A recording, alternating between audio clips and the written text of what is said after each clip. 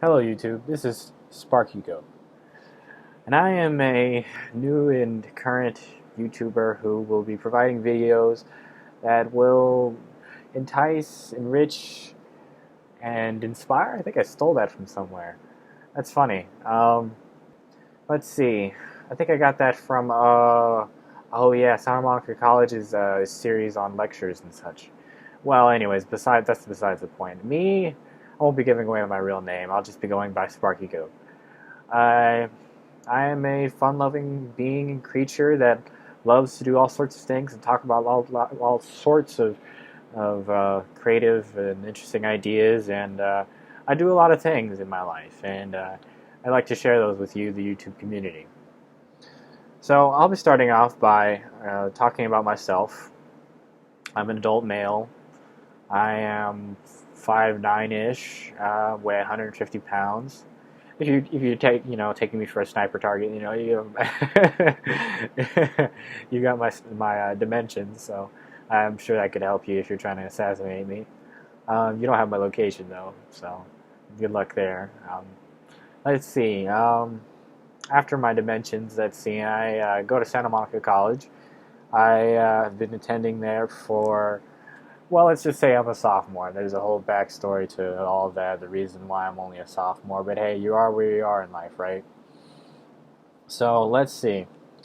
I go to Santa Monica College. I live with my father and my sister. That's right. I forgot she existed for a second. That's enough about me. Let's talk about what I do. Every morning, I meditate. And that's just about every morning. I've been meditating for about a year, off and on, experimenting and not experimenting. Just recently, I've done my most recent meditation streak, which has been about 3 weeks uninterrupted. Counting 4 weeks if you don't include the one day that I didn't meditate. So I've been meditating. I've meditated for about a month straight, and off and on. Usually like days or maybe a week where I don't meditate or something like that. But yeah, for about a year I've been experimenting with meditation. And it's got some profound effects. I'm going to start off with, there's an interesting thing that it does to you. It gives you more choices in life. Now that may seem arbitrary and weird, but there's something to be said about having more choices in life. You have more choice, and you have a choice in how you react. You have a choice in how you think. Not necessarily in how you think. I mean, that's a whole other, I guess you could say, episode that we could talk about how the mind works and how thinking works. But essentially, it does boil down pretty much to having choice in how you react to the situation at hand. You begin to see your actions before you make them.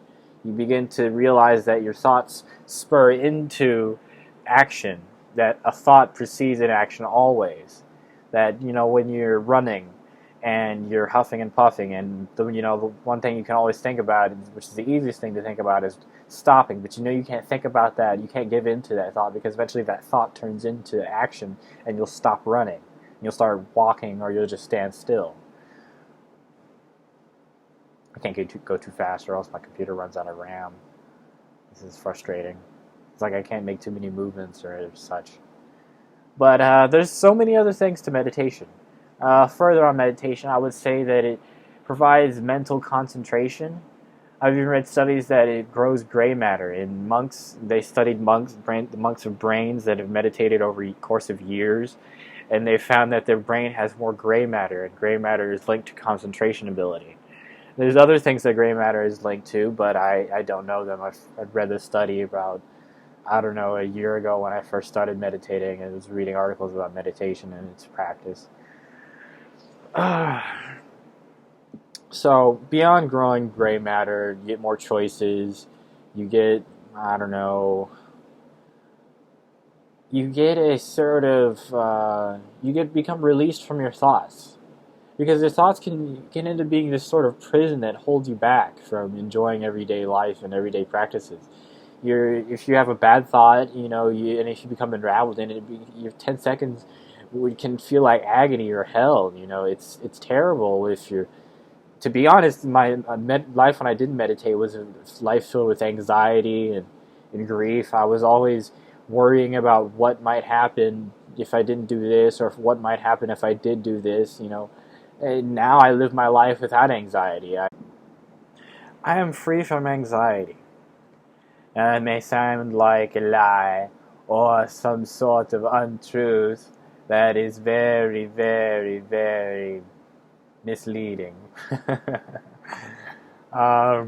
No one is free from anxiety, 100%. You can get down to like 1% anxiety. I won't exaggerate it. Maybe I'm like 5% anxiety. I'm not an anxious being, except when it comes to the opposite sex or the same sex. But I guess you could say, how do I put this? Meditation relieves you from anxiety because you're in the present moment, the only moment. There is no moment other than when you're watching this video and the second counter is on that second. There is no. This gets even deeper into like what is a moment, or what is time, or what is. This gets into there's this book called Fuzzy Logic, or what is A? That A doesn't really exist. That there is always a smaller permutation of A. The main idea is that there is only one moment, and that is the present moment, and that when you're in the present moment, anxiety ceases to exist because you're here. You're not thinking of what's going to happen next, or you're aware of the things that might come based on your observations within the present moment, but you're not fixated on what's going to happen, because what's going to happen you cannot predict.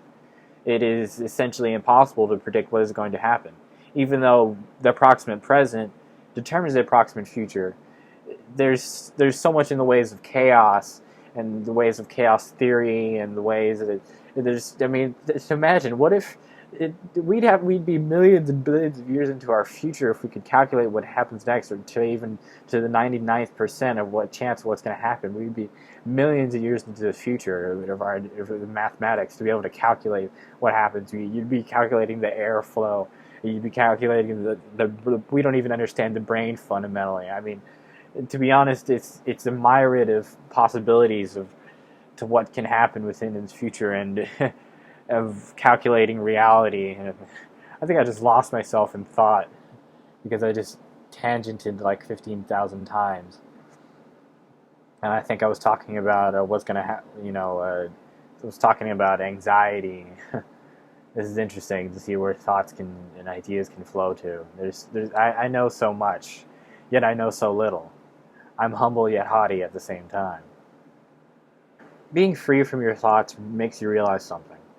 That there's two selves. There is the observer, and then there is the thoughts. They are not one. They are always separate. They intertwine.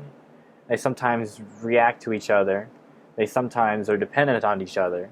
Well, they're always dependent upon each other. They work as a system. If they're not together, then I guess you're a floating soul. I think the soul is the observer, the one who observes everything and makes the choices, versus your thoughts, which is just the cadence of your brain, as it sort of, spouts out one thing after another, like a hose, that's spurting.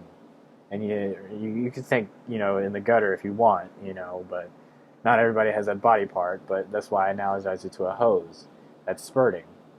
This hose that spurts, it goes, and one after another, a thought comes. I digress so much. This is my last topic. It's a very interesting topic, very central to the fiber of my being. I have schizophrenia. And I have a thesis. Schizophrenia is nothing more than an extreme connection to the supernatural, or rather, the metaphysical, to be more precise. I will outline my reasons for this in many videos, and it'll be an underlying topic at the end of each one of my videos. I've struggled with schizophrenia for about a year. I was diagnosed this year, and before diagnosis, I was on an adventure beyond normal human everyday proportions. I was a super being that was traveling throughout the universe on Earth in my own mind with other people who apparently were supposed to have been there in my mind. I mean, there's people. I won't name any names to protect the people I love, but there's a certain girl who I was traveling with who she won't talk to me anymore because I guess I'm crazy about her.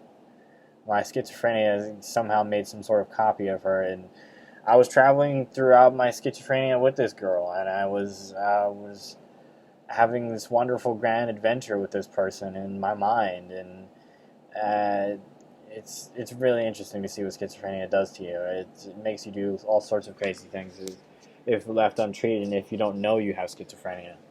You're walking around and doing all these crazy things, not realizing that what you're interacting with is some sort of construct of your mind. I mean, to this day, ever since, let's start things off really slowly. I'll talk to you about this girl later in my life, and later in my YouTube life, and let's start with a story. This is a Christmas morning. I'm living in my garage. I used to live in a garage, and that's another story in itself.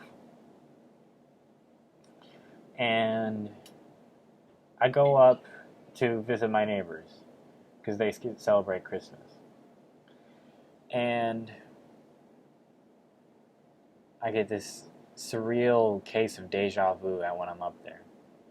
My friend's unwrapping his Xbox One, and there's this old computer that's on, and then there's this window scene, and there's trees outside this window, and it's the strongest case of deja vu I've ever seen. I'm literally tripping out because the deja vu is so strong. Fast forward, I am sitting down eating my Christmas breakfast, which is steak, eggs, grits, and oh my god, it was delicious. I can still taste it. Steak, eggs, grits, and a biscuit. That's what it was. A jam biscuit. That was really good. But anyways, I say in my mind, I wish someone could read my thoughts. And what do you know? My neighbor, who is the household leader, the adult male who's the household leader, starts saying the things that are on my mind. I think he's thinking of this. I think he's thinking of that. And this is after my neighbors had been sort of, I wouldn't say obsessed, but they were always interested to see what my thoughts were, and they were always asking me what's going on with me and how I'm doing and things like that. And my neighbors loved me, and it was the craziest day because all of this had happened before. I had experienced all of this.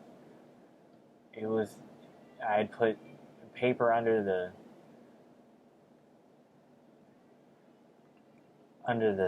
desk to make it even under the glass. It's complicated to explain, but anyways, this man began reading my thoughts, and I was just sitting there dumbstruck. What the fuck is happening? I couldn't describe it any other way. I was just sitting there in awe. But that's the first story, and there's so many more to come. Thank you, YouTube. And one last thing, YouTube. I am here. As you can see, this video gets progressively darker because I'm making this over the course of a day. But I'll be making these videos once a week. Try to release them every Sunday. I will be discussing more topics, these topics, whatever I can fit into 15 minutes of YouTube time. But anyways, thank you for your time. Make sure to like, comment, and subscribe. All comments are welcome. Thanks, bye. SparkyGoat in the house? 5,000.